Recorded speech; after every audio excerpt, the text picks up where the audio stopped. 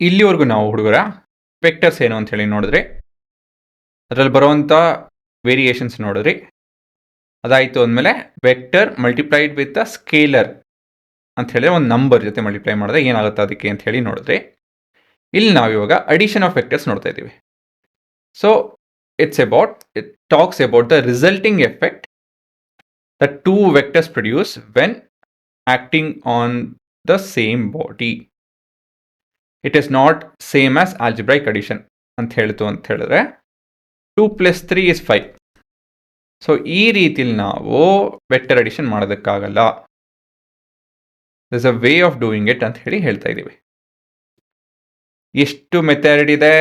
ಒಂದು graphical method ಅಂತ ಹೇಳಿ, ಮತ್ತು ಇನ್ನೊಂದು ಅನಾಲಿಟಿಕಲ್ ಮೆಥಡ್. ಗ್ರಾಫಿಕಲ್ ವಿಧಾನದಲ್ಲಿ ನಮ್ಮ ಟ್ರಯಾಂಗಲ್ ಆಫ್ ವೆಕ್ಟರ್ ಅಡಿಷನ್ ಮತ್ತು ಪ್ಯಾರಲಲ್ ಆಫ್ ವೆಕ್ಟರ್ ಅಡಿಷನ್ ಅಂತ ಹೇಳಿ 2 ವಿಧಾನ ನೋಡ್ತಾ ಇದ್ದೀವಿ.